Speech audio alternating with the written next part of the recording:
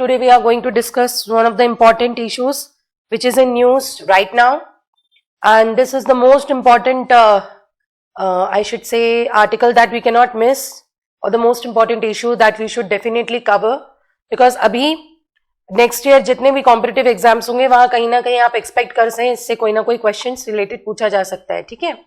क्योंकि American presidential elections जो हैं वो बेसिकली इनका बहुत ज्यादा इन्फ्लुएंस होता है। वैसे भी आप समझ सकते हैं कि America it is one of the most developed economies in the world. America is the super power, it is one of the permanent members of United Nations security council. हमने पिछली क्लास में यूनाइटेड नेशंस डिस्कस किया था, उसमें मैंने आपको security council के बारे में बताया था, राइट। यूनाइटेड नेशन की जो सिक्योरिटी काउंसिल है उसमें 5 परमानेंट मेंबर्स होते हैं और 10 नॉन परमानेंट मेंबर्स होते हैं। तो 5 परमानेंट मेंबर्स में से यूएसए भी एक कंट्री है, right. And it is the most powerful and the most you can say developed economy. Why powerful? Because it has the veto power in United Nations. It is also nuclear powered country. और economy के terms में भी ये बहुत ज्यादा advance है। मैंने कई बार बताया है, जब हम जीडीपी की बात करते हैं तो परचेसिंग पावर पैरिटी के टर्म्स में अमेरिका जो है number 2, and in terms of nominal GDP it is number 1. So yes, it is one of the most industrialised and the most developed economies. G7 का मेंबर है, G20 का member है, और सारे इंपॉर्टेंट सारे बड़े ऑर्गेनाइजेशंस का मेंबर है, राइट। तो अमेरिका के जो प्रेसिडेंशियल इलेक्शन है they have influence on the world, और हमारे कंट्री पे भी इन प्रेसिडेंशियल इलेक्शंस का असर पड़ेगा। आप बोलोगे मैम क्यों? अमेरिका में प्रेसिडेंशियल इलेक्शन हो रहे हैं तो what India has to do with that? Yes, India's foreign policy shifts accordingly. India जो है वो अपनी विदेश नीति, अपनी फॉरेन पॉलिसी अकॉर्डिंगली तय करती है, ठीक है, कि कौन सी पार्टी पावर में आएगी। जैसे डेमोक्रेट है या रिपब्लिकन है, सो जो भी पार्टी पावर में रहेगी उसके हिसाब से इंडिया की फॉरेन पॉलिसी तय की जाएगी। क्योंकि मैंने पहले भी ये बताया है, इफ यू रिमेंबर दिस, कि अमेरिका के बहुत जो बड़े बड़े विख्यात लोग हैं या बड़े जो लीडर्स हैं, they believe that America has no permanent enemies and no permanent friends, it is only the interest, right. America के कोई परमानेंट एनिमीज नहीं है, कोई परमानेंट फ्रेंड्स नहीं है। ऐसा नहीं है कि 2019 में अमेरिका और इंडिया के रिलेशंस बहुत अच्छे हैं तो 2030 में भी वैसा ही रहेगा। No, it depends upon the circumstance, it depends upon the situation. So अभी जो टर्म रहा है 2017 से 2000 I should say the end of 2020, जो डोनाल्ड ट्रंप रहे हैं रिपब्लिकन प्रेसिडेंट अमेरिका के, उनके और इंडिया के प्रेसिडेंट इंडिया के जो रिलेशंस है वो काफी अच्छे रहे हैं, ठीक है। India got many benefits, many advantages, जैसे कि हमने पिछली कुछ क्लासेस में भी पढ़ा कि India became one of the military partners of America. We signed 3 most important defence pact, है ना। पहले 2 हमने कर चुके थे, इस साल हमने 3rd important military pact sign किया, दैट वाज बेका। हमने कुछ क्लासेस पहले ये भी डिस्कस किया था, लेमोआ, कॉमकासा, बेका, राइट। तो इंडिया को मिलिट्री बेनिफिट्स भी मिले अमेरिका से। इसके अलावा 2018 से बहुत सारे इकोनॉमिक बेनिफिट्स भी मिले हैं इंडिया को। ये चीजें आपको धीरे धीरे समझ में आएंगी जैसे जैसे आप और ज्यादा डिटेल में करंट इश्यूज पढ़ेंगे, राइट। तो बहुत ज्यादा इकोनॉमिक बेनिफिट्स भी इंडिया को मिले हैं। एक स्टैंडर्ड प्रोसीजर होता है अमेरिका का जिसमें वो कई सारे देशों को बहुत ज्यादा कंसेशन देता है when they import goods from those countries.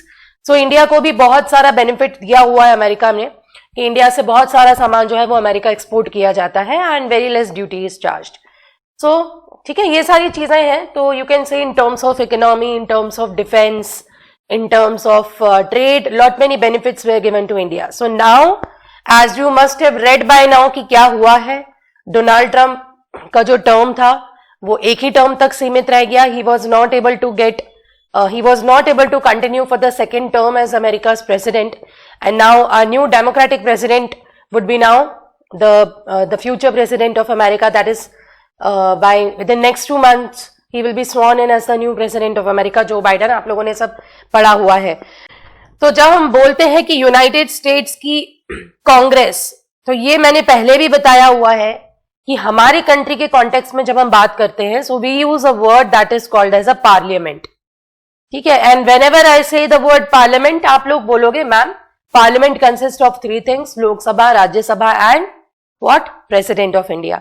तो लोकसभा जो कि लोअर हाउस है, हाउस ऑफ पीपल, राज्यसभा जो कि अपर हाउस है, काउंसिल ऑफ स्टेट्स बोलते हैं, and headed by the president. So that forms the Indian parliament. उसी तरह से अमेरिका की पार्लियामेंट को कहा जाता है Congress. Congress is not the name of the political party in America, just mark it very clearly. जिस तरह से इंडियन नेशनल कांग्रेस इंडिया में एक पॉलिटिकल पार्टी है, अमेरिका की कांग्रेस का मतलब ही वहां की सांसद है, वहां की पार्लियामेंट, राइट.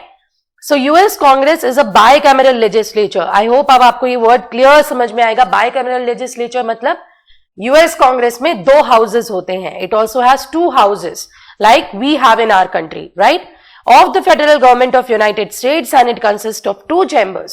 तो जो उनका फर्स्ट हाउस है, that is lower house, it is called as House of Representatives. Very similar to Lok Sabha. जैसे हमारा लोकसभा है इंडिया में, बिल्कुल वैसे ही उनका जो लोअर हाउस है, that is called as House of Representatives. और जो उनका अपर हाउस है, that is called as the Senate. जैसे कि हमारा राज्यसभा. तो हमारा इंडिया का लोकसभा अमेरिका का है हाउस ऑफ रिप्रेजेंटेटिव, इंडिया का राज्यसभा अमेरिका का है द सेनेट. अब अगर मैं इनकी टोटल नंबर ऑफ स्ट्रेंथ की बात करूं, ये बहुत इंपॉर्टेंट है, ये बेसिक्स आपको बिल्कुल पता होना चाहिए to understand the presidential election in detail. आपको प्रेसिडेंशियल इलेक्शन के पूरे कंसेप्ट तभी समझ में आएंगे जब आपको ये दोनों हाउसेस के बारे में कंसेप्ट क्लियर होगा. तो बिल्कुल फोकस करके ध्यान दो. हाउस ऑफ रिप्रेजेंटेटिव मतलब लोअर हाउस. अब लोअर हाउस की जो टोटल स्ट्रेंथ होती है, जैसे इंडिया में लोकसभा की एक फिक्स्ड स्ट्रेंथ है 545, उसी तरह से इस वक्त हाउस ऑफ रिप्रेजेंटेटिव की जो फिक्स्ड स्ट्रेंथ है दैट इज 435, राइट. ये याद रखना है. हाउस ऑफ रिप्रेजेंटेटिव में कितने सीट्स होते हैं? 435. अब ये जो 435 सीट्स हैं, they belong to all different states of America. They are distributed to all the states of America. तो अमेरिका के फ्लैग में जितने सितारे हैं उतने वहां पे स्टेट है, ठीक है. पहले 48 स्टेट्स हुआ करते थे तो 48 स्टार्स थे. अभी 50 स्टेट्स हैं तो 50 स्टार्स हैं. So what about Washington DC? Washington DC is the district of Columbia. It is a district, it is a separate territory, ठीक है. उसको स्टेट का दर्जा नहीं दिया गया है. There are 50 states plus 1 Washington DC. आप इसको समझ सकते हैं कुछ ऐसा ही अरेंजमेंट है जैसा कि हमारा दिल्ली का अरेंजमेंट है, right. Delhi, you know that in our country we have a different arrangement. We have states and then we have union territories, right? So Delhi is a union territory. Delhi को state का दर्जा नहीं दिया है. क्यों?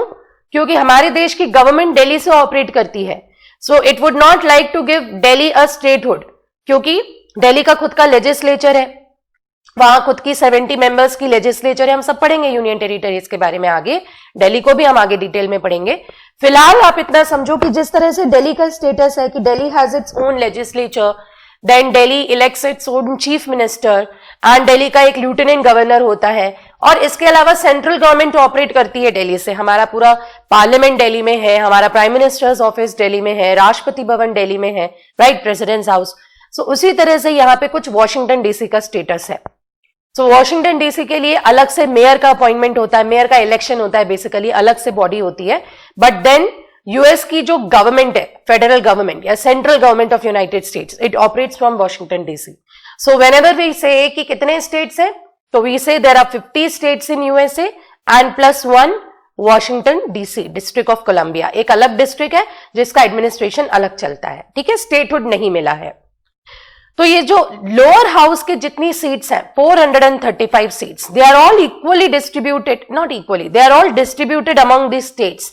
अब अगर मैं बोलूं किस तरह से डिस्ट्रीब्यूट की गई हैं, तो आप बोलोगे ma'am based on the population of every state. ये तो आप समझते हैं हर स्टेट की अलग पॉपुलेशन है.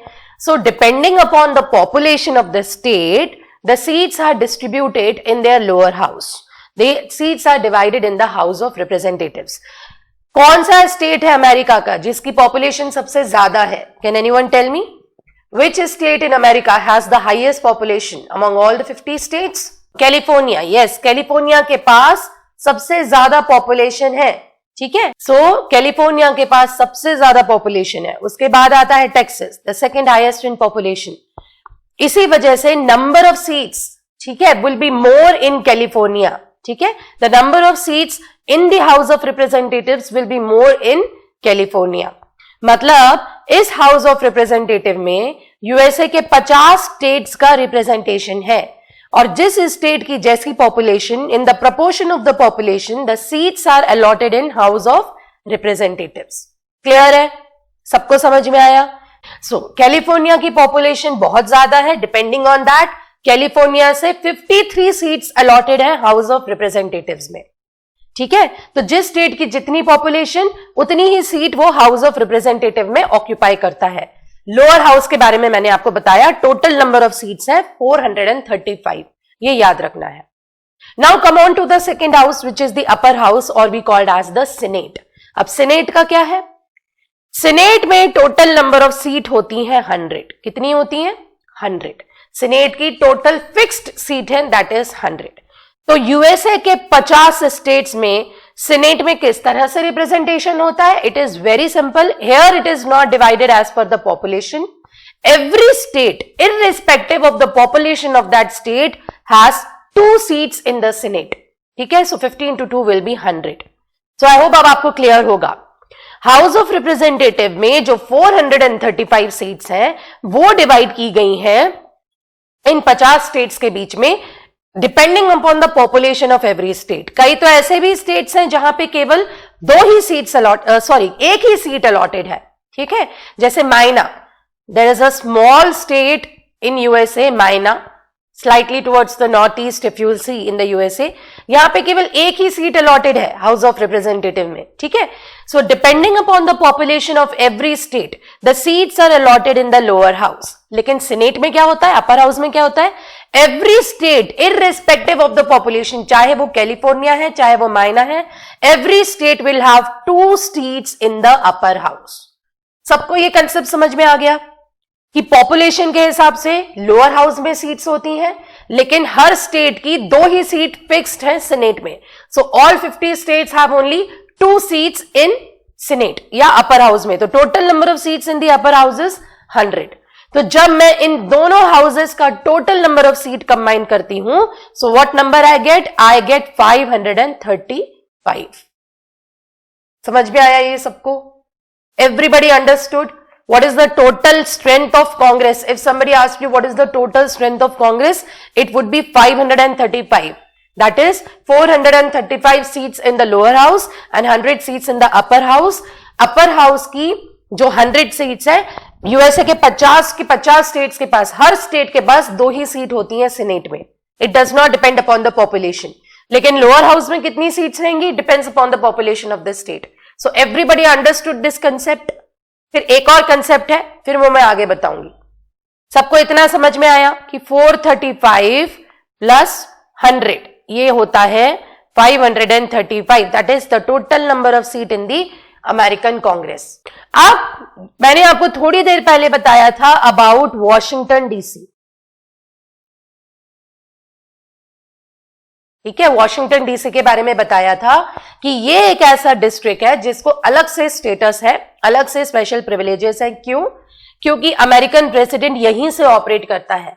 इनका जो व्हाइट हाउस है that is present in the Washington DC. Washington DC district of Columbia is the capital of United States of America. बिल्कुल वैसा ही स्टेटस है जैसा दिल्ली का है। Delhi is capital of India, new Delhi is capital of India.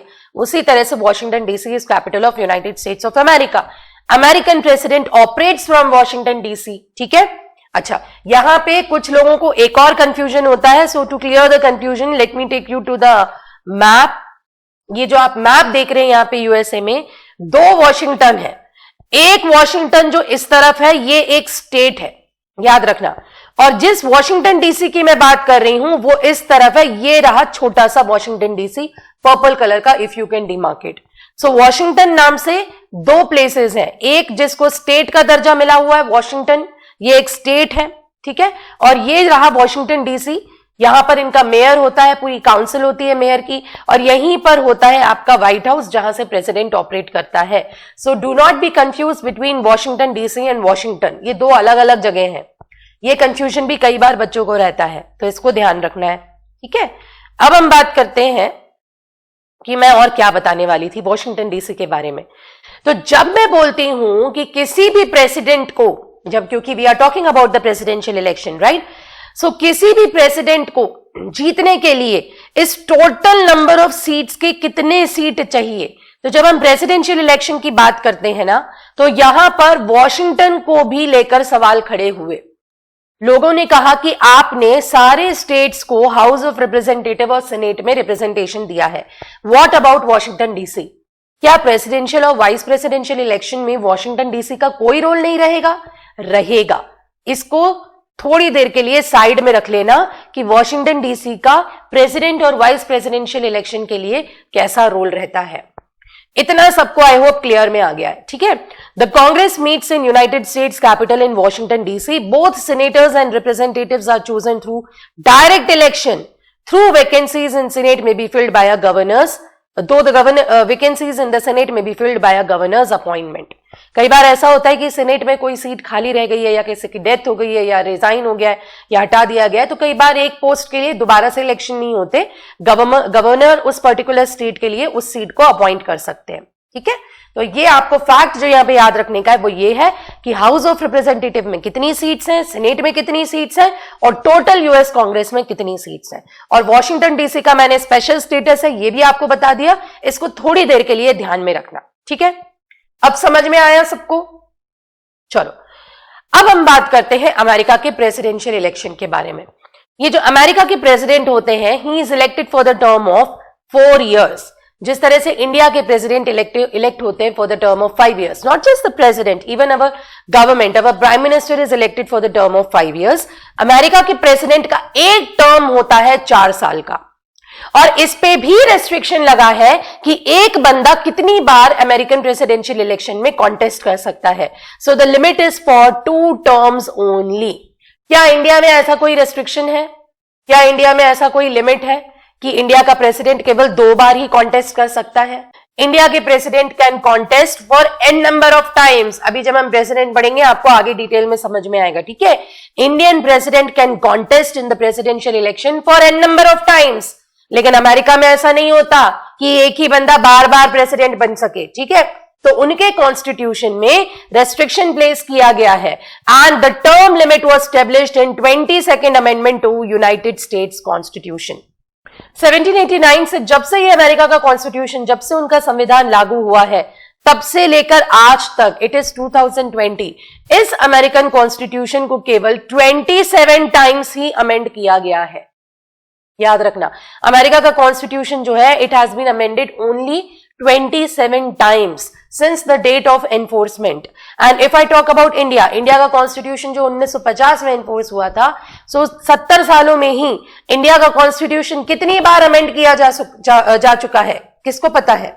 104 bar amend किया जा चुका है। तो 70 साल में हम अपने कॉन्स्टिट्यूशन को 104 बार अमेंड कर चुके। अमेंड का मतलब बदलाव, कॉन्स्टिट्यूशन में कुछ बदलाव लाना, कुछ चेंजेस इंट्रोड्यूस करना, कुछ एडिशंस करना।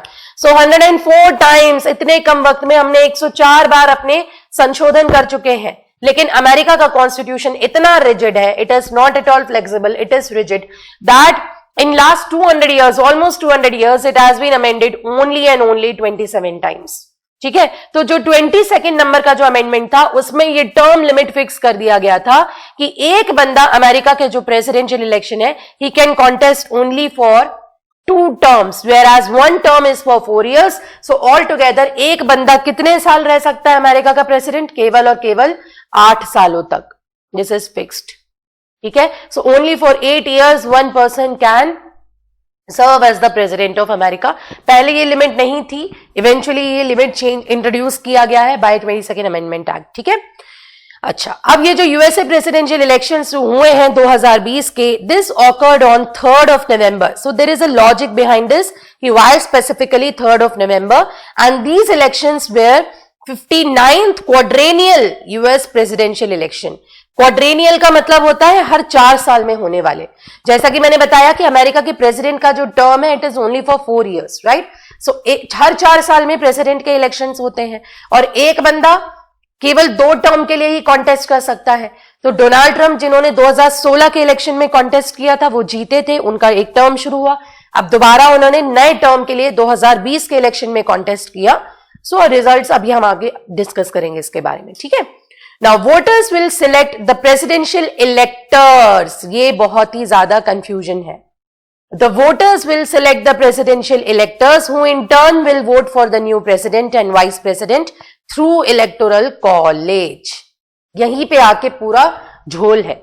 अमेरिका के जो प्रेसिडेंशियल इलेक्शंस है वो देखने में ऐसा लगता है कि अमेरिका की जनता डायरेक्ट चुनती है प्रेसिडेंट को, बट याद रखना American elections, presidential elections are not at all direct elections, they are what, they are indirect elections.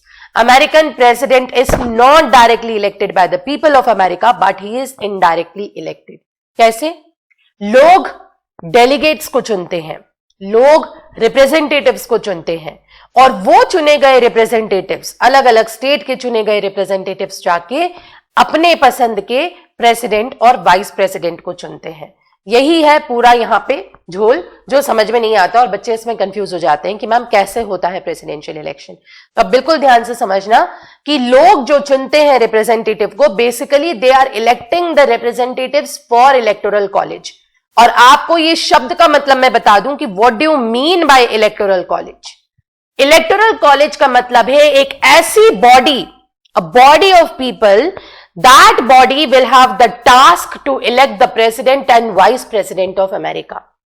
ये वो बॉडी है जो क्या करेगी, जो अमेरिका का प्रेसिडेंट या वाइस प्रेसिडेंट को इलेक्ट करेगी. सो इस इलेक्टोरल कॉलेज में कौन जाएगा, इसका चुनाव करते हैं अमेरिकन नागरिक. American citizens elect only those people who will be the part of the electoral college, and then this electoral college has the task of electing the president and vice president of America.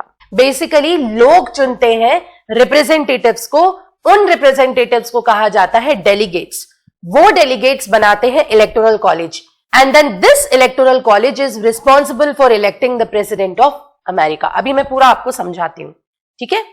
देखो, basically America में दो main political parties हैं, ये आप सबको पता है. एक है रिपब्लिकन पार्टी, एक है डेमोक्रेटिक पार्टी, ठीक है. सो जो एग्जिस्टिंग प्रेसिडेंट है अमेरिका के, that is Donald Trump, he belong to the Republican Party. Okay, Republican Party. And जो उनके अगेंस्ट में जिन्होंने कॉन्टेस्ट किया इलेक्शन, तो Joe Biden, now he is the next president elect, he is going to be the next president. Results are very clear. So he belong to Democratic Party. अगर मैं आप लोगों से इन पार्टीज के बारे में कुछ पूछूं तो मुझे कौन बताएगा कि डेमोक्रेटिक पार्टी का इलेक्शन सिंबल क्या है? Who can tell me what is the election symbol of the Democratic Party and of the Republican Party as well? Republican Party का इलेक्शन सिंबल क्या है? Meanwhile I can also tell you कि कई सारे famous presidents Republican party से भी रहे हैं, कई सारे फेमस प्रेसिडेंट्स डेमोक्रेटिक पार्टी से भी रहे हैं, जैसे बराक ओबामा के ही वाइस प्रेसिडेंट थे जो Biden, right. So obviously yes. कौन मुझे बताएगा कि दोनों पार्टीज के पॉलिटिकल सिंबल्स क्या है? If not, don't Google it. Republican Party का सिंबल है basically elephant, okay, and democratic Party का है डंकी. तो ये ध्यान रखना, इलेक्शन सिंबल्स भी आपको पता होना चाहिए. अच्छा, अब इन दोनों प्रमुख पार्टीज के अलावा कुछ और पॉलिटिकल पार्टीज भी होती हैं. ऐसा नहीं है कि केवल यही दो पॉलिटिकल पार्टीज हैं और इन्हीं दोनों के बीच में इलेक्शन होता है, नहीं. इन दोनों पार्टीज के अलावा कुछ और प्रोमिनेंट पार्टीज भी हैं और कई सारे कैंडिडेट्स इंडिपेंडेंट भी कॉन्टेस्ट करते हैं. निर्दलीय, independent, they don't belong to any political party, ठीक है. They contest election on their will. So Democrats and Republicans के अलावा एक पार्टी है लिबर्टेरियन पार्टी. तो इस प्रेसिडेंशियल इलेक्शन 2020 में लिबर्टेरियन पार्टी की जो कैंडिडेट थी दैट वाज जो जोगर्सन. एंड ग्रीन पार्टी भी है, ग्रीन पार्टी के कैंडिडेट थे हॉई हॉकिंस. पर इन लोगों के ऑब्वियसली वोट्स बहुत ज्यादा कम आए हैं, सो इतना ज्यादा आप लोगों ने इनके बारे में नहीं पढ़ा होगा, बट ये मैं बता रही हूं इन्फॉर्मेशन के लिए कि ये भी दो कंटेंडर्स थे, ठीक है. अच्छा, अब हम बात करते हैं कि अमेरिकन प्रेसिडेंट बनने के लिए क्या क्या बेसिक रिक्वायरमेंट चाहिए. What is the basic qualification to be the president of America? तो सबसे इंपॉर्टेंट है कि he must be a citizen of America by birth. Yes, ऐसा बंदा जिसका जन्म अमेरिका में हुआ है, that person is qualified to contest the presidential election. आप लोगों को एक कंसेप्ट पता है, नहीं पता है, but I should tell you, that is called as yes soli and yes sanguis. yes soli का मतलब है द रूल ऑफ लैंड या law of land, yes soli. और yes sanguis का मतलब है लॉ ऑफ ब्लड. इंडिया में concept चलता है yes sanguis का मतलब लॉ ऑफ ब्लड.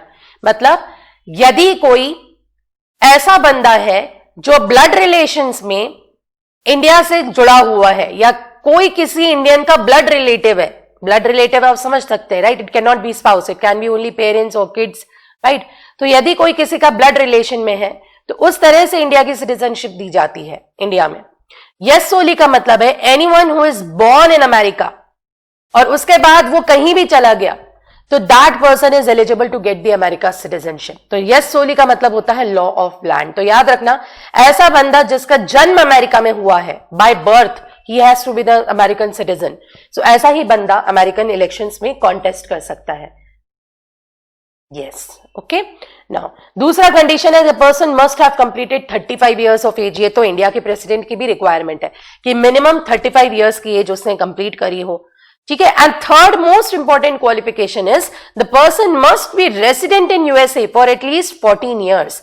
ऐसा नहीं है कि उसने फर्स्ट कंडीशन फुलफिल कर ली, मतलब उसका जन्म इंडिया में उसका जन्म अमेरिका में हो गया, उसके बाद वो दूसरे देश चला गया, वहीं पे बड़ा हुआ, वहीं पढ़ाई की, वहीं नौकरी की और बाद में प्रेसिडेंशियल इलेक्शन में कॉन्टेस्ट करने के लिए अमेरिका आ गया। नहीं, if the person is born in America at the same time he must have lived in America for minimum 14 years, कम से कम लगातार 14 सालों तक वो अमेरिका में रहा है, तभी जाकर वो अमेरिकन इलेक्शंस में कॉन्टेस्ट कर सकता है। और ये कंडीशन बहुत इंपॉर्टेंट है। ऐसा नहीं कि किसी का भी बर्थ अमेरिका में हुआ, उसके बाद वो यूरोप के किसी देश में जाके पढ़ाई लिखाई करने लगा, वहां सेटल हो गया और 35 की एज होने के बाद आ गया अमेरिका की मुझे तो प्रेसिडेंट इलेक्शन में कॉन्टेस्ट करना है, ऐसा नहीं, ठीक है। So the person has to be the citizen by birth and then he must have resided in America for continuously 14 years. Such person is qualified, is eligible to contest the presidential elections. ये तीन जो important conditions हैं ये आपको ध्यान रखना है। Must be citizen by birth, must have completed 35 years and must be resident in USA for at least 14 years. Okay? तो स्टेजेस के बारे में बात करते हैं। प्रेसिडेंशियल इलेक्शन की कौन सी स्टेजेस होते हैं? तो ये जो पूरा प्रोसीजर है, इलेक्शन प्रोसीजर, इसको आप 5 स्टेजेस में डिवाइड कर सकते हैं, इसको आप 5 स्टेजेस में स्टडी कर सकते हैं। First stage is called as primaries and caucuses. Second stage कहलाता है नेशनल कन्वेंशन। थर्ड स्टेज है जनरल इलेक्शन। फोर्थ स्टेज है electoral college and then president and vice president takes the charge of the office in the month of January. एक बात मैं बता दूं, ये रूल इंडिया में भी अप्लाई होता है कि before the term of the existing president is over the election for the next president must be completed.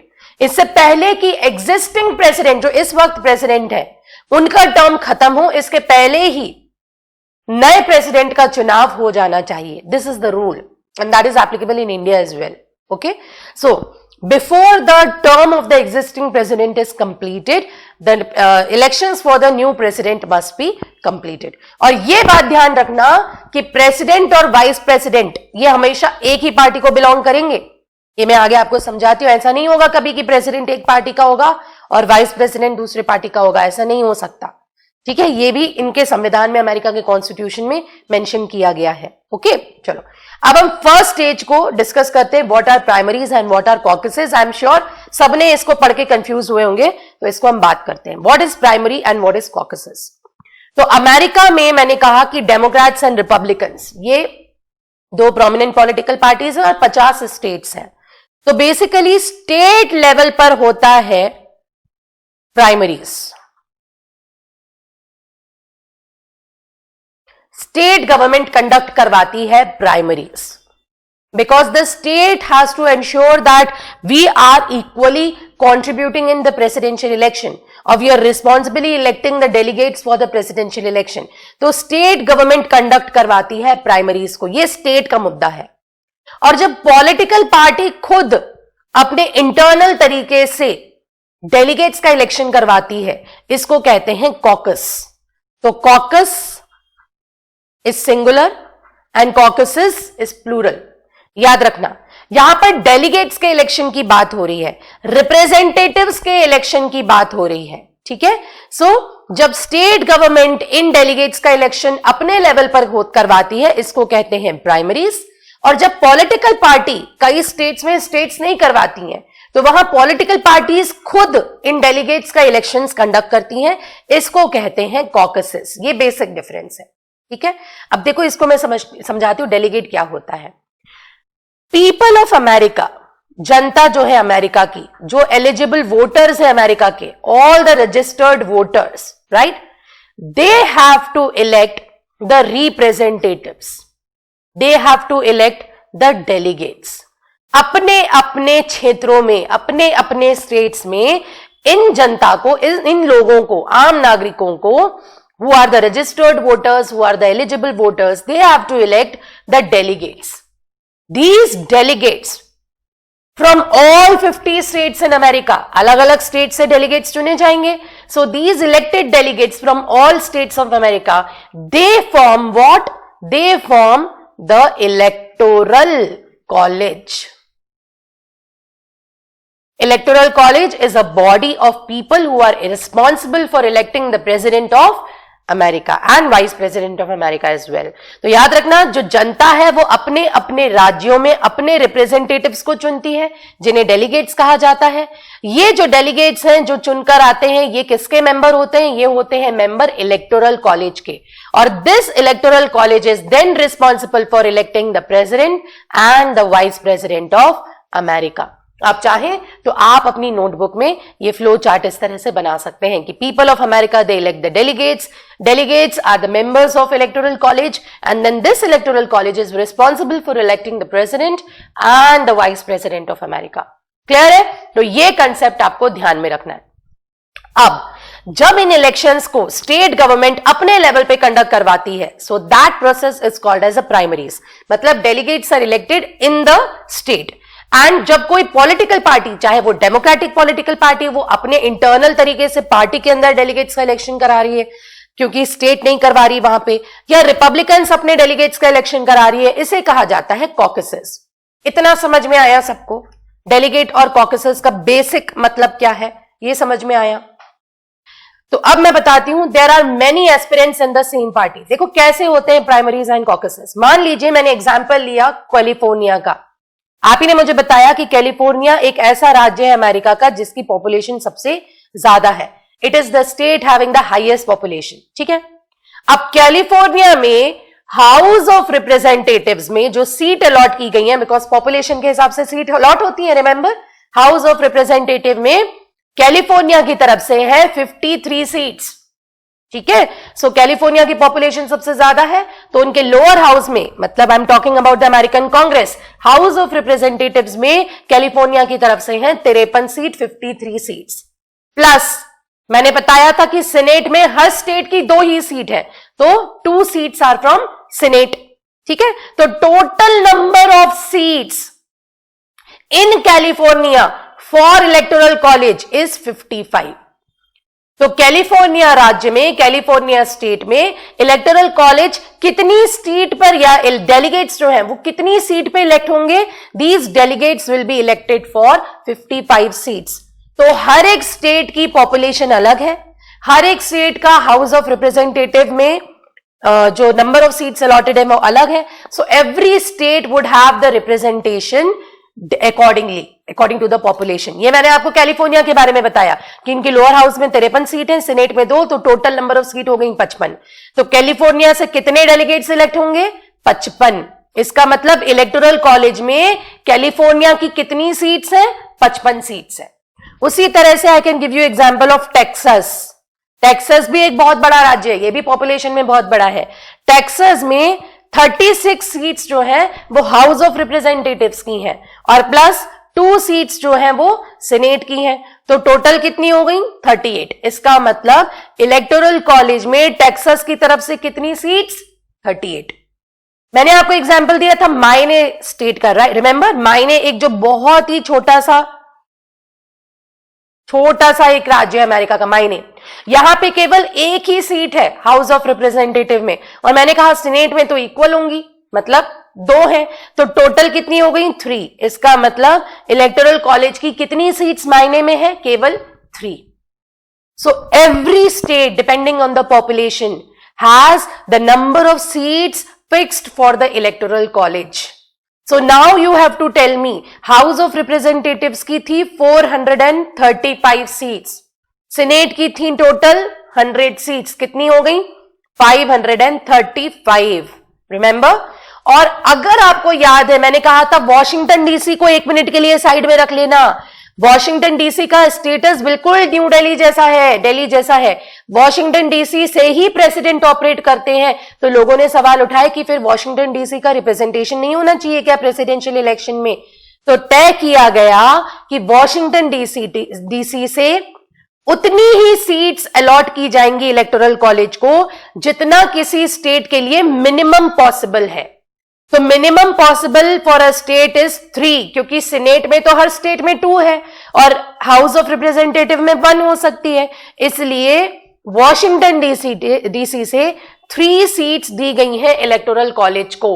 तो जब मैं बोलती हूं कि टोटल नंबर ऑफ सीट्स या total number of electoral college members, it is what? It is 538। तो United states में total number of seats in electoral college of the president कितनी है? 538। 435 लोअर हाउस की है, 100 है अपर हाउस की, और 3 सीट अलॉट की गई है वॉशिंगटन डीसी को। यह डिसीजन लिया गया था 1959 में। तो वॉशिंगटन डीसी से 3 रिप्रेजेंटेटिव्स आते हैं जो इलेक्टोरल कॉलेज के मेंबर होते हैं। ठीक है, तो total number of seats in the electoral college is 538। California का एग्जाम्पल दिया, सबसे बड़ा राज्य है पॉपुलेशन में, तो total number of seats in electoral college 538 में से 55 सीट तो केवल कैलिफोर्निया से आ जाती हैं। 538 में से 38 सीट्स आती हैं टेक्सास से। उसी तरह से इन 50 स्टेट्स में से सीट आती हैं इन 538 सीट्स में। ये देखो, ये मैप में आपको दिखेगा यहां पे, ये जितने भी स्टेट्स हैं, ऑल दी स्टेट्स। ठीक है, देखो कैलिफोर्निया से 55 सीट्स हैं इलेक्टोरल कॉलेज में। Total number of electoral college seats 538। Washington DC से 3 सीट, ठीक है, टेक्सास से 38 सीट्स, न्यूयॉर्क से 29 सीट्स। तो ये इस तरह से सारी सीट्स अलॉट की जाती हैं इलेक्टोरल कॉलेज में। तो अभी मैंने आपको यहां पे 2 कंसेप्ट बताए। मैंने आपको बताया कि प्राइमरी का मतलब क्या होता है, जब स्टेट गवर्नमेंट अपने लेवल पर डेलीगेट्स का चुनाव कराती है उसको कहते हैं प्राइमरीज, और जब पॉलिटिकल पार्टीज खुद डेलीगेट्स का चुनाव कराती है उसे कहते हैं caucus. Total number of seats in the USA electoral colleges 538। और ये कैसे आती हैं? हर एक स्टेट की हाउस ऑफ रिप्रेजेंटेटिव्स की जो सीट है प्लस 2 सीट्स ऑफ सीनेट, तो टोटल है 538। 3 सीट अलॉट की गई है वॉशिंगटन डीसी को। ठीक है, अब प्रोसीजर समझो। मान लीजिए कि कैलिफोर्निया में डेलीगेट्स के इलेक्शन हो रहे हैं। कैलिफोर्निया की स्टेट गवर्नमेंट इलेक्शन करवा रही है। कैसे करवा रही है? डेलीगेट्स का कैसे कराती है देख लो। मैंने बताया कैलिफोर्निया में डेलीगेट्स को कितनी सीट दी गई है? कैलिफोर्निया में डेलीगेट्स को 55 सीट दी गई है। इसका मतलब इन 55 सीट्स ऑफ इलेक्टोरल कॉलेज के लिए प्राइमरीज होगा कैलिफोर्निया में। If the state of California itself is conducting elections for electing the representatives or delegates for these 55 seats of electoral college। तो अब कैसे होता?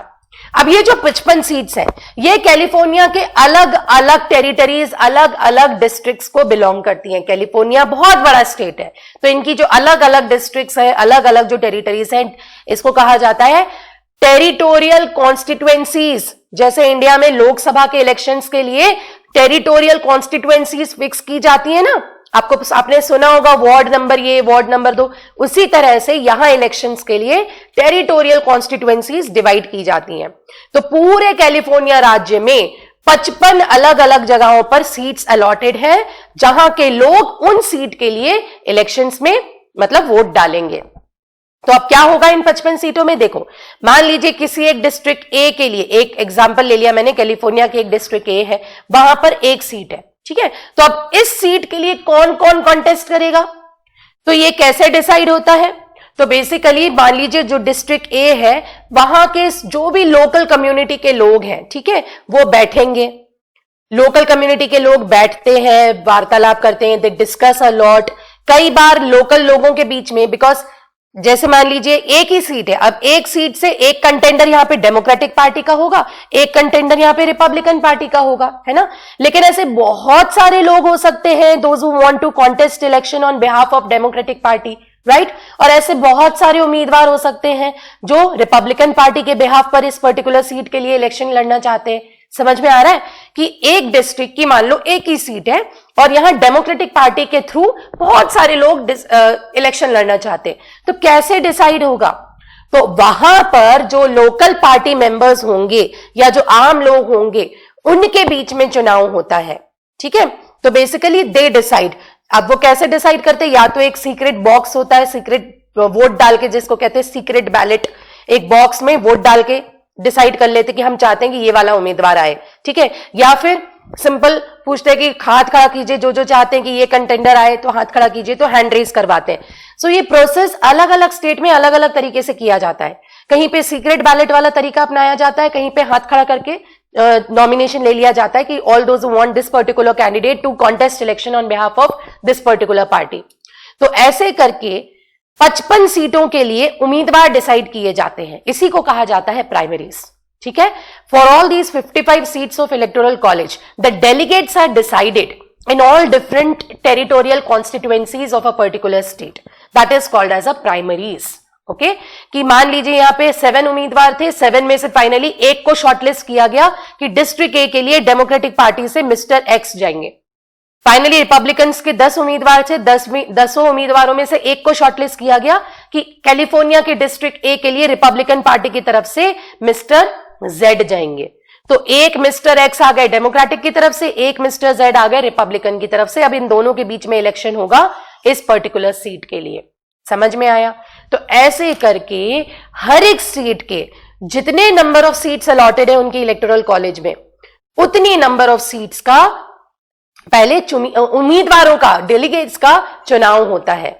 ऐसा तो नहीं हो सकता ना कि एक ही सीट के लिए 10 डेमोक्रेट्स खड़े हो जाएंगे और 10 रिपब्लिकन्स खड़े हो जाएंगे। नहीं, आपने सुना होगा ना इंडिया में भी कि इस नेता को टिकट मिली है कि ये इस पर्टिकुलर टेरिटोरियल कॉन्स्टिट्यूएंसी से इलेक्शन में खड़ा होगा। उसी को कहा जाता है प्राइमरीज की चुनाव कैसे होगा। तो बेसिकली अमेरिका के जो इलेक्शंस है ना, ये बहुत ज्यादा डेमोक्रेटिक इलेक्शंस है, असली मायने में डेमोक्रेटिक इलेक्शंस है, क्योंकि जनता ही डिसाइड करती है कि उम्मीदवार कौन होगा। उम्मीदवार खुद डिसाइड नहीं करता कि हमने पैसे दे दिए पार्टी को और हमको टिकट मिल गई। नहीं, जनता वोट करके डिसाइड करती है कि हमारे एरिया से कौन खड़ा होगा इलेक्शन में। ये सही मायने में डेमोक्रेसी है। ये जो कंटेंडर इलेक्शन में खड़ा हुआ है, कोई भी खड़ा हो जाता है अपने आप। तो हमारे इंडिया में तो कोई भी कॉन्टेस्ट के लिए तैयार हो जाता है इलेक्शन में कॉन्टेस्ट करने के लिए। तो अमेरिका में ऐसा नहीं होता। पीपल डिसाइड कि who is the right person to contest elections. उसके बाद जो उनमें से सबसे बेस्ट ऑप्शन होगा उसको लोग वोट करते हैं, ठीक है। अब मान लीजिए कि हर एक स्टेट में जितनी इलेक्टोरल कॉलेज की सीट्स थी वहां डेलीगेट्स फिक्स कर दिए गए, तो इसको कहा गया प्राइमरीज। और जहां स्टेट गवर्नमेंट ने नहीं करवाया, वहां पॉलिटिकल पार्टी ने खुद अपने अंदर से, पॉलिटिकल पार्टीज ने मीटिंग्स करी अपने पार्टी मेंबर्स की और वहां डिसाइड कर लिया कि हमारी पार्टी की तरफ से ये बंदा इस स्टेट से इलेक्शन कॉन्टेस्ट करेगा, ठीक है। उसको कहा जाता है caucus.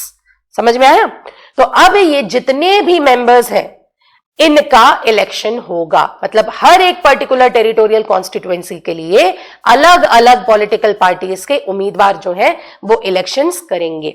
So that's the first stage that is called as a primary and the caucus. अच्छा, even before I talk about primaries and caucus, जैसे कि अभी हम इलेक्शंस 2020 के बारे में पढ़ रहे हैं कि प्रेसिडेंशियल इलेक्शन 2020, तो बेसिकली प्राइमरी और कॉकस के पहले क्या होता है, मार्च 2019 के आसपास ही जो प्रेसिडेंशियल इलेक्शन में, अगले प्रेसिडेंशियल इलेक्शन में कॉन्टेस्ट करना चाह रहे हैं, क्योंकि सबको पता है कि इलेक्शन नवंबर 2020 दिसंबर 2020 में होंगे। सो मार्च 2019 से ही तैयारी शुरू हो जाती है। जिसको अपना नाम देना है कि भैया I am interested in contesting presidential election, ऐसे लोग अपना अनाउंसमेंट कर देते हैं। They basically tell people that I have the intention to contest election. तो वो मार्च से ही तैयारी हो जाती है। उसके बाद मई जून आते आते in May 2019 this procedure of primaries and caucuses start. ये अलग अलग टेरिटोरियल कॉन्स्टिट्यूएंसीज में बेसिकली लोग डिसाइड कर लेते हैं कि हमारी तरफ से उम्मीदवार कौन होगा। तो प्राइमरीज को आप बोल सकते हैं बिल्कुल बेसिक लेवल के इलेक्शंस, कि लोग डिसाइड करते हैं कि उम्मीदवार कौन होगा, कौन कॉन्टेस्ट करेगा इलेक्शन, ये भी लोग डिसाइड करते हैं। So that is primaries and caucus, ठीक है। सो मई जून में ये प्रोसेस स्टार्ट होता है प्राइमरीज एंड कॉकस का। एंड आफ्टर सेवरल राउंड्स, कई इनफॉर्मल राउंड्स होते हैं, फॉर्मल राउंड्स होते हैं, और तकरीबन आप बोल सकते हैं 1 साल लग जाता है इसमें। तो जून 2020 तक primaries and caucus were completed this year, ठीक है। तो जितने 50 स्टेट्स हैं, 50 स्टेट्स की जितनी इलेक्टोरल कॉलेज की सीट्स हैं, उन सभी सीटों के लिए उम्मीदवार फिक्स किए जाते हैं by primaries and caucus. Democratic party की तरफ से कौन लड़ेगा, रिपब्लिकन पार्टी की तरफ से कौन लड़ेगा, ये लोग खुद डिसाइड कर लेते हैं, ठीक है। हर स्टेट के लोगों ने उम्मीदवारों का चुनाव किया है। Delegates are what? Delegates are not the elected one, delegates are the उम्मीदवार। If the delegates are elected, they will form electoral college, and this electoral college is a body that will have the task to elect the president and vice president of America. अब आता है आपका, अच्छा ये वही तरीका है, मैंने बताया कि प्राइमरीज में क्या होता है, इस तरह से सीक्रेट बैलेट एक होता है, एक बॉक्स होता है, लोग जाते हैं और अपने अपने पसंद के उम्मीदवारों का नाम उसमें डाल देते हैं। तो फाइनली ये डिसाइड किया जाता है कि डेमोक्रेट्स की तरफ से कौन इलेक्शन लड़ेगा या रिपब्लिकन की तरफ से कौन इलेक्शन करेगा। और कॉकस में इस तरह से लोकल गैदरिंग्स भी होती हैं, ठीक है। पार्टी अपने आप में डिसाइड कर लेती है, पार्टी मेंबर्स डिसाइड कर लेते हैं हाथ खड़ा करके कि भाई हम चाहते हैं कि हमारे यहां से ये उम्मीदवार इलेक्शन लड़े। इस तरह से ये इलेक्शंस होते हैं। अच्छा, अब फर्स्ट स्टेज हो गई प्राइमरीज एंड कॉकस की। अब आता है आपका नेशनल कन्वेंशन। मैंने आपको बताया कि मार्च 2019 के आसपास ही जो चुनाव में खड़े होने की या प्रेसिडेंशियल कैंडिडेट जो चुनाव लड़ने की इच्छा रख रहा है, I am talking about the presidential and the vice presidential candidate, ऐसे लोग अपना नाम का अनाउंसमेंट कर देते हैं मार्च 2019 तक। तो मान के चलो 25-30 नाम आ जाते हैं उस वक्त, 25 to 30 पीपल दे कन्वे कि भाई हम लड़ना चाहते हैं। पर उसके बाद जैसे जैसे प्राइमरीज एंड कॉकसेस होते हैं, दे रियलाइज कि हमें इतना समर्थन नहीं मिलेगा, ठीक है। तो इवेंचुअली केवल 4 से 5 लोग बचते हैं। फिर फाइनली बहुत ही स्ट्रॉन्ग कंटेंडर्स होते हैं। अब जैसे डोनाल्ड ट्रंप का तो पहला टर्म ऑलरेडी था, so it was very sure कि रिपब्लिकन की तरफ से वही कंटिन्यू करेंगे, he will contest for the second term. और डेमोक्रेट्स की तरफ से भी उनको अपना स्ट्रॉन्ग कंटेंडर उतारना है, सो दैट इज जो Biden. So once the stage of primaries and caucuses is complete, once all the delegates are decided, ये decide हो जाता है कि इस particular सीट के लिए इस particular political party से कौन इलेक्शन लड़ेगा, उसके बाद वॉशिंगटन डीसी में होता है नेशनल कन्वेंशन, जहां पर इन 50 स्टेट्स के वो सारे उम्मीदवार आते हैं अपनी अपनी पॉलिटिकल पार्टीज के। अच्छा, ये नेशनल कन्वेंशन पॉलिटिकल पार्टी अलग अलग करती है। डेमोक्रेट्स का नेशनल कन्वेंशन अलग होता है, रिपब्लिकन का नेशनल कन्वेंशन अलग होता है, लिबर्टेरियन का अलग होगा, ग्रीन पार्टी का अलग होगा। तो इस नेशनल कन्वेंशन में डेमोक्रेटिक पार्टी फाइनली अपने सारे डेलीगेट्स के सामने अपना फाइनल कंटेंडर पेश करती है कि हमारी तरफ से प्रेसिडेंशियल और वाइस प्रेसिडेंशियल कैंडिडेट जो है वो ये है। जैसे जब नेशनल कन्वेंशन हुआ रिपब्लिकन पार्टी की तरफ से, सो डोनाल्ड ट्रंप गए और उनकी जो वाइस प्रेसिडेंशियल कैंडिडेट थे, राइट, माइक पेंस, वो गए, और रिपब्लिकन पार्टी की तरफ से जितने डेलीगेट्स थे चुने गए, क्योंकि कई हजार डेलीगेट्स होंगे ना, तो वो सारे के सारे जो डेलीगेट्स हैं वो आएंगे और ये सब आमने सामने एक दूसरे से बात करते हैं। सो यू कैन से it is a type of address and they finally meet all the party members, all the elected delegates, all the Republican party members, वो सब मिलके फाइनली नेशनल कन्वेंशन में ये वो पहली बार एड्रेस करते हैं। मतलब एक तरह से आप बोल सकते हैं एक सेरेमनी है जिसमें पॉलिटिकल पार्टी फाइनली चेहरा दिखाती है कि हमारी तरफ से फाइनल इलेक्शन प्रेसिडेंट और वाइस प्रेसिडेंट का कौन लड़ने वाला है। So that is the national convention. ये दोनों पार्टीज अपने अपने लेवल पे अलग अलग करती हैं। क्लियर है?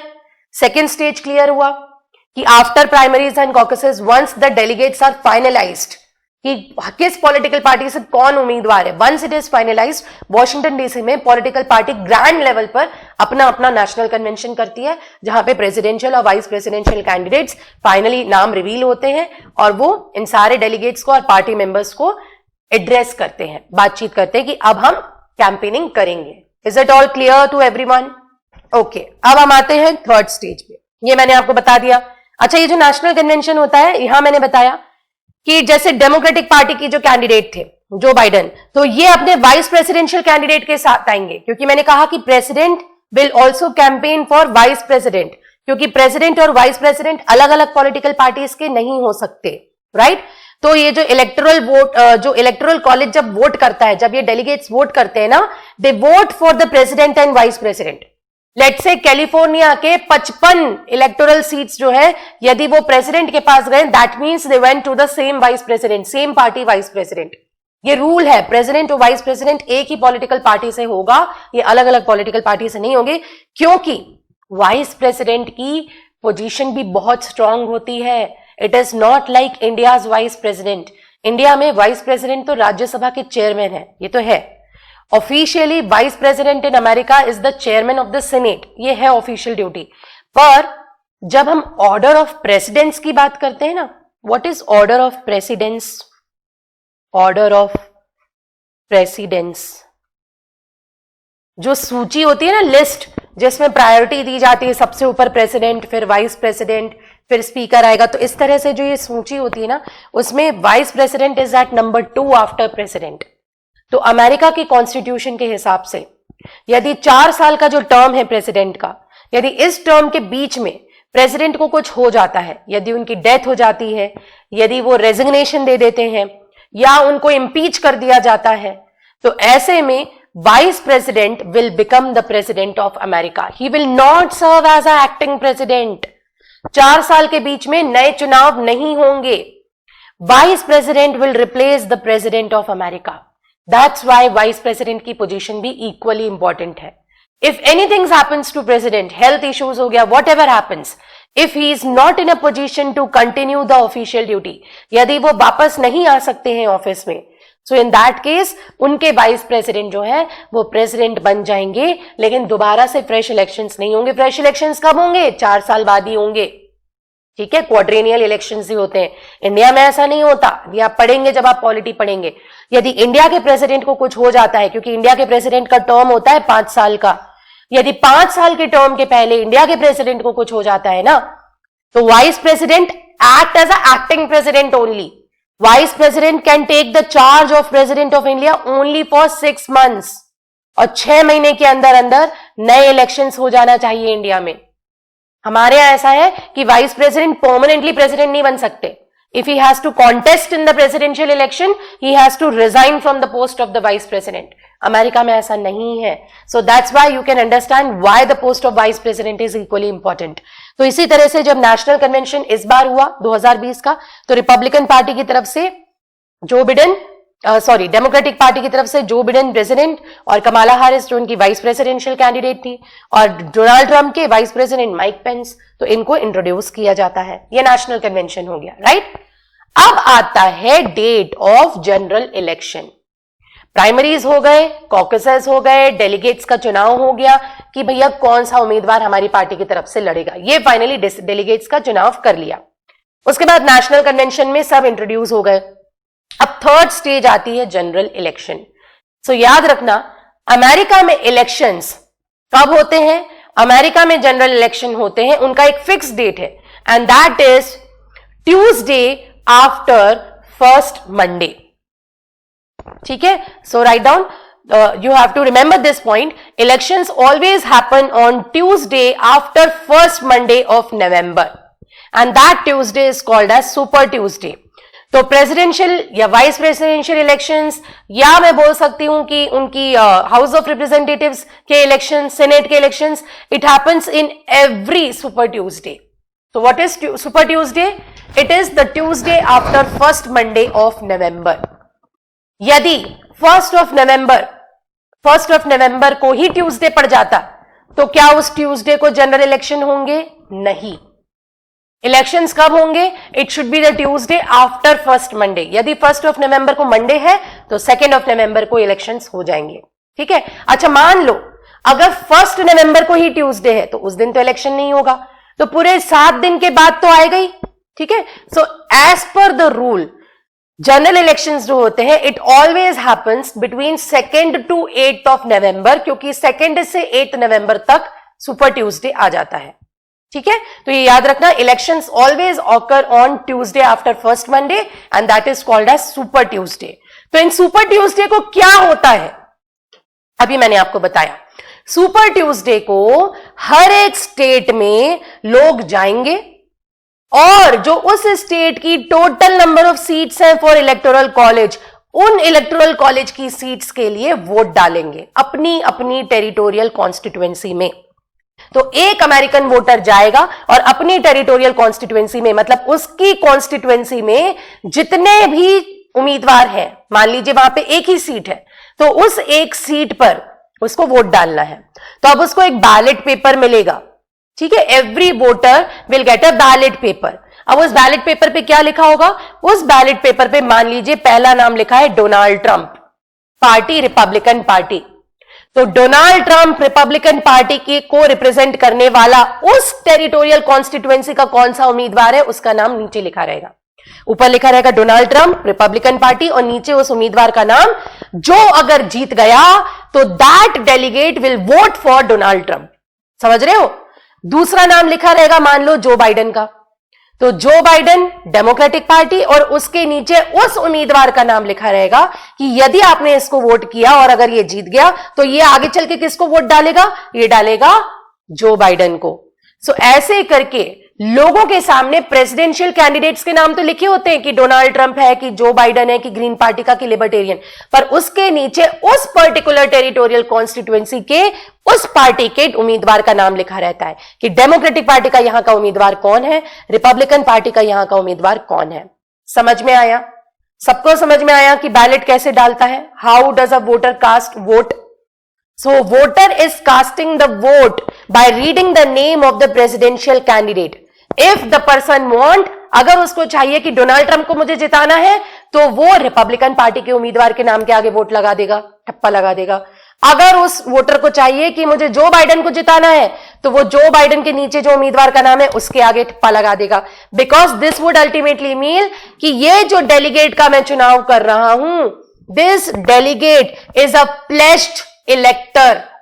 प्लेस्ड इलेक्टर मतलब इस डेलीगेट ने शपथ ली है कि यदि डेमोक्रेटिक पार्टी से मैं जीता तो मैं इलेक्टोरल कॉलेज का वोट किसको दूंगा? जो बाइडेन को।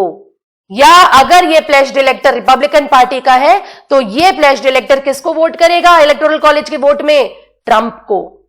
तो एवरी वोटर इन अमेरिका अपने अपने रिस्पेक्टिव स्टेट्स में, उन स्टेट्स की रिस्पेक्टिव टेरिटोरियल कॉन्स्टिट्यूएंसीज में जब सुपर ट्यूसडे के दिन वोट करने जाते हैं, तो वो अपने पसंद के प्रेसिडेंट को देखते हुए उस पार्टी के डेलीगेट के नाम के आगे वोट डालते हैं। तो basically people are not directly voting, they are indirectly voting for the president of America, because वो नाम के आगे सील किसके आगे लगाते हैं? डेलीगेट के नाम के आगे लगाते हैं।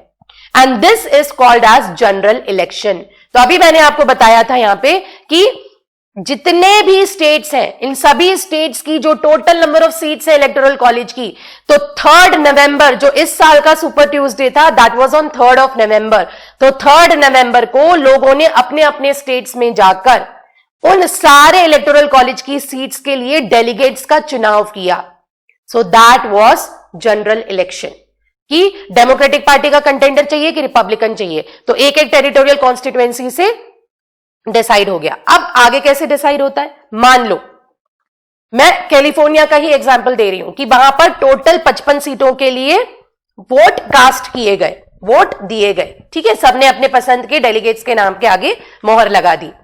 अब काउंट होता है परसेंटेज ऑफ वोट। मान लो कि कैलिफोर्निया में, just for an example, 1 lakh vote cast किए गए थे। कॉमा गलत हो गया, जस्ट अ सेकेंड। मान लीजिए 1 lakh vote were casted in California, just for example. California में total number of seats in electoral colleges 55, तो मान लीजिए 1 लाख वोट्स ही कास्ट किए गए हैं। तो अब टोटल वोट जितने कास्ट हुए हैं उसमें से ट्रंप को कितना परसेंट वोट मिला? मान लीजिए ट्रंप को मिला 49% वोट। जो बाइडेन को कितना परसेंट वोट मिला? मान लीजिए जो बाइडेन को मिला 51% ऑफ वोट। लिबर्टेरियन पार्टी को कितना मिला? मान लो 0.8% मिला। तो इस तरह से जितना टोटल वोट्स कास्ट किया गया है उसमें से हर एक को यहां पे, ये this was the Democratic party, this was the Republican party, let's say this was libertarian party, तो हर एक प्रेसिडेंशियल कैंडिडेट को कितना परसेंट वोट मिला है ये कैलकुलेट किया जाएगा। ठीक है, ऐसा हर स्टेट के लिए होगा। टेक्सास में 38 सीट्स हैं इलेक्टोरल कॉलेज में, तो टेक्सास में भी होगा कि यदि मान लीजिए वहां पे टोटल वोट्स 50,000 कास्ट किए गए हैं, तो 50,000 में से कितने परसेंट वोट ट्रंप को मिले, कितने परसेंट वोट जो बाइडेन को मिले और कितने परसेंट वोट बाकी के उम्मीदवारों को मिले, ये कैलकुलेट कर लिया जाएगा। Percentage will be calculated. Winning criteria क्या है? For any contender to win he must have secured 50% plus 1, ये इंडिया का भी रूल है ना, 50% प्लस 1। तो किसको विजेता माना जाएगा? जिसको 50% प्लस 1 वोट मिला है, that political party will be declared elected. अच्छा, once the political party has been declared elected, मान लीजिए कैलिफोर्निया से डेमोक्रेट्स को 51% वोट मिला, कंडीशन वाज 50% प्लस 1 वोट। तो डेमोक्रेट्स को यदि 51% ऑफ वोट्स मिला, इसका मतलब कौन सी पार्टी जीत गई है कैलिफोर्निया में? डेमोक्रेट्स। तो अब इन 55 सीटों का क्या होगा?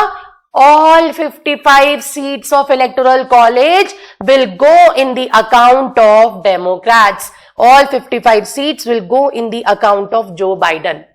As simple as that. मान लीजिए टेक्सास में कैलकुलेट किया गया, टेक्सास में पता चला जो Biden got 46% of vote, Donald Trump got 52% of vote, और बाकी के बचे हुए दूसरे पार्टीज को लेकर। तो क्या दिखा यहां पे कि टेक्सास में तो रिपब्लिकन पार्टी को मिले 52% ऑफ वोट्स। इसका मतलब all 38 seats of Republican party are in the bag of Donald Trump, Republican party. समझ में आया? तो इस रूल को क्या कहते हैं? इस रूल को कहते हैं विनर टेक्स ऑल। याद रखना, जनरल इलेक्शन में कौन सा रूल फॉलो होता है? Winner takes all.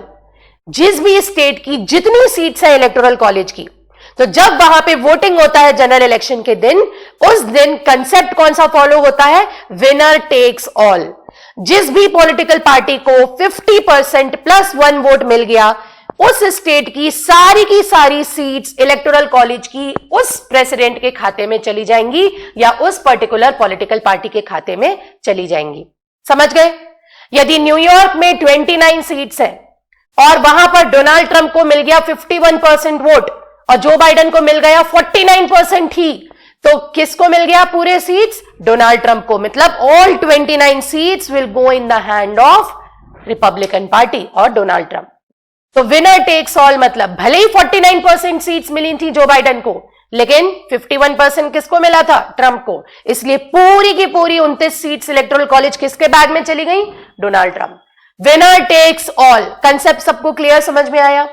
General election कब होता है? जनरल इलेक्शन होता है सुपर ट्यूसडे को। विनर टेक्स ऑल का कंसेप्ट क्या होता है? हर स्टेट में डेलीगेट्स के चुनाव होते हैं, लोग अपने पसंद के प्रेसिडेंशियल कैंडिडेट के साथ लिखे गए डेलीगेट के नाम के आगे ठप्पा लगाते हैं। अगर वो उम्मीदवार जीता तो वो उम्मीदवार आगे चल के इलेक्टोरल कॉलेज का मेंबर बनेगा और तब वो अपना इलेक्टोरल कॉलेज का वोट किसको देगा? उस पर्टिकुलर प्रेसिडेंट के लिए जिसकी पार्टी से वो खड़ा हुआ है। ठीक है? और कंसेप्ट विनर कैसे डिक्लेयर होता है? 50% प्लस 1 का क्राइटेरिया होता है। कंसेप्ट क्या फॉलो किया जाता है? Winner takes all. जिस भी कंटेंडर को 50% प्लस 1 वोट से ज्यादा मिल गए, जिस प्रेसिडेंशियल कैंडिडेट को 50% प्लस 1 से ज्यादा मिल गए, उस स्टेट की total number of electoral college of seats उस बंदे के हाथ में चली जाएंगी। इसका मतलब मैं ये कह सकती हूं, यदि इस राज्य में जहां पे 20 सीट है इलेक्टोरल कॉलेज की, चलो इस मैप पे देखते हैं, मान लीजिए इलिनॉइस में यदि 20 सीट्स है इलेक्टोरल कॉलेज की और डेलीगेट्स का जब जनरल इलेक्शन का दिन हुआ, उस दिन रिपब्लिकन पार्टी को डोनाल्ड ट्रंप को मिल गए 53% वोट और बाकी जो बाइडेन को मिले मान लीजिए 48% ऑफ वोट, तो ये जो इलिनॉइस की टोटल 47% ऑफ वोट्स, ठीक है, तो इलिनॉइस की जो टोटल 20 सीट्स हैं वो किसके खाते में चली गई? ट्रंप के खाते में। जैसे नेवाडा से मान लीजिए टोटल 17 ही सीट्स हैं, ठीक है, 17 सीट्स हैं और यहां पे जो बाइडेन को 50% प्लस 1 मिल गया, तो टोटल 17 सीट किसके खाते में चली जाएंगी? Joe Biden. अच्छा, अब आपको ये तो समझ में आ गया होगा कि विनर टेक्स ऑल क्या है। तो आपको क्या ये समझ में आया कि it is not necessary that American president is always the popular president? ऐसा हो सकता है कि ऐसा भी प्रेसिडेंट बन सकता है, ऐसा बंदा भी प्रेसिडेंट बन सकता है जो कि पॉपुलर वोट से नहीं जीता था। Now what is popular vote? What is popular vote? This happened, to understand this popular vote, the best example is of 2016 elections, जब डोनाल्ड ट्रंप के खिलाफ हिलरी क्लिंटन खड़ी हुई थी। ठीक है, हिलरी क्लिंटन ज्यादा राज्यों में जीती थी। She got more votes in more number of states, उसके बाद भी वो हार गई। ऐसा क्यों? बिकॉज वो ज्यादा राज्यों से जीती थी, लेकिन उन स्टेट से जीती थी जहां पर number of seats for the electoral college were less. और डोनाल्ड ट्रंप कम स्टेट्स में जीते थे, he was not the popularly elected president, लेकिन उन स्टेट्स में जीते थे जैसे कि कैलिफोर्निया, जैसे कि टेक्सास, जहां पर number of seats for the electoral college were more. तो कई बार ऐसा भी होता है कि ऐसा प्रेसिडेंट जो ज्यादा स्टेट्स में जीता हो, लेकिन उसको जब टोटल कंबाइन किया जाएगा तो number of seats in the electoral college will be less. और ऐसा भी हो सकता है कि एक ऐसा प्रेसिडेंट जो कम राज्यों में जीता हो, लेकिन जब उसकी total number of seats electoral college की कंबाइन की जाए तो it will be more, right? Because number of seats in the electoral college depends upon the population of the state. ठीक है, तो इसी कंसेप्ट को कहते हैं कि American president is not necessarily a popularly voted president, और he is a popular president. जैसा कि हिलारी क्लिंटन के केस में हुआ था, ज्यादा स्टेट्स में जीती थी, लेकिन जब उनका सम टोटल किया गया तो उनका total number of electoral college की जो सीट्स थी वो कम थी as compare to Donald Trump. ठीक है, अच्छा, अब यहां पे एक कंसेप्ट और है, जल्दी से मैं बता देती हूं। कुछ स्टेट्स ऐसे हैं जिनको कहा जाता है रेड स्टेट्स। रेड स्टेट्स, ये वो स्टेट्स हैं जो basically as per the tradition Republican party को ही वोट करते आए हैं। तो रिपब्लिकन पार्टी को पता होता है कि ये हमारा मजबूत गढ़ है, यहां से तो हमको हटाना मुश्किल है। कुछ स्टेट्स कहलाते हैं ब्लू स्टेट्स। ये वो स्टेट्स हैं जो मेजरली डेमोक्रेट्स को ही वोट करते हैं। तो डेमोक्रेटिक पार्टी को पता हो कि यहां हमें ज्यादा मशक्कत नहीं करनी, ये हमारा मजबूत गढ़ है, यहां से तो हम जीतेंगे ही जीतेंगे। कुछ स्टेट्स ऐसे होते हैं जिन्हें कहा जाता है purple states. Purple states basically swing करते हैं, डोलते हैं, इनका फिक्स नहीं होता। ये कभी यहां से रिपब्लिकन्स आते हैं ज्यादा, कभी डेमोक्रेट्स आते हैं। तो ज्यादा से ज्यादा प्रेसिडेंशियल कैंडिडेट्स जब अपनी कैंपेनिंग करते हैं ना, जब अपना चुनाव प्रसार करते हैं, तो वो इन स्विंग स्टेट्स को फोकस करते हैं। तो इस साल 2020 में जो इलेक्शंस हुए हैं, उसमें इन स्विंग स्टेट्स की वजह से ही जो बाइडेन जो है वो आगे आ गए। ठीक है, तो अब हम इनके बारे में बात करते हैं। मैंने आपको जनरल इलेक्शन समझा दिया। अब इलेक्टोरल कॉलेज, फाइनली जब सभी डेलीगेट्स का चुनाव कर लिया जाएगा, that means total number of electoral college seats जो मैंने 538 आपको बताई थी, सारे स्टेट्स के, all 50 states and plus 3 seats from Washington DC, all these electors, all these delegates, they will be elected 538 seats पे, राइट? तो 14 दिसंबर की तारीख फिक्स की गई है, 14th ऑफ दिसंबर। इस दिन होगा इलेक्टोरल कॉलेज का इलेक्शन। अब जाहिर सी बात है, ये तो पता चली गया है, क्योंकि कहां से कौन से स्टेट में किसको कितने वोट मिल गए तो पता चली गया है, राइट? सो 14th दिसंबर को फॉर्मेलिटी होती है कि ये जो वोटर्स हैं, ये जो इलेक्टेड डेलीगेट्स हैं, नाउ दीज इलेक्टेड डेलीगेट्स जिन्होंने प्लेज किया हुआ है कि यदि हम जीते तो हम इस प्रेसिडेंट को वोट डालेंगे, ये अपने अपने वोट कास्ट करेंगे, राइट? तो यहां पर 538 में से जब वोटिंग की जाएगी तो what is the winning criteria? Again the same, 50% plus 1। तो 50% होता है 269 प्लस 1 हो गया 270। तो जिस प्रेसिडेंशियल कैंडिडेट को आउट ऑफ 538 270 वोट्स मिल जाएंगे डेलीगेट्स के, that presidential candidate will win the election. वो क्या कहलाएगा? अमेरिका का नया प्रेसिडेंट। ठीक है, सो अब आपको पता ही है, रिजल्ट्स तो आपने सबने फॉलो किए ही होंगे। जो बाइडेन जो डेमोक्रेटिक पार्टी को बिलोंग करते हैं, अभी जनरल इलेक्शन हुए 3 नवंबर को, उसके बाद पता चल गया कि कितने कितने स्टेट्स में वो जीते हैं। So total number of electoral college seats which he has won is 290। ठीक है, टोटल वोट काउंट देखा जाए तो he has got 50.8% of vote, बहुत ज्यादा मार्जिन से नहीं जीते हैं। ठीक है, there is a very tough competition between the two candidates, Trump and Joe Biden. और इनके साथ जो इनकी वाइस प्रेसिडेंशियल कैंडिडेट है कमाला हारिस, इंडियन ओरिजिन की पहली female vice president of America वो बनेंगी। ठीक है, डोनाल्ड ट्रंप रिपब्लिकन पार्टी, इनको 214 इलेक्टोरल वोट्स मिले हैं। You can see he is not, मतलब ऑलमोस्ट 48% तो इनको भी मिला है, और मार्जिन भी बहुत ज्यादा नहीं है। सो अब ये जो 290 और बाकी के 214 जो हैं, ये टोटल वोटर्स, बाकी के जो इलेक्टर्स हैं वो दूसरी पार्टी के हैं, राइट? सो अब 14 दिसंबर को इलेक्टोरल कॉलेज की वोटिंग होगी। तो ऐसा प्रेडिक्ट ऑलरेडी कर चुके हैं कि इनको तो 290 समर्थन मिल ही चुका है। तो जीतने के लिए क्या चाहिए था? 270। जो बाइडेन को 290 का सपोर्ट ऑलरेडी मिल गया है, तो he will become the next president. तो 14 दिसंबर को इलेक्टोरल कॉलेज की वोटिंग हो जाएगी।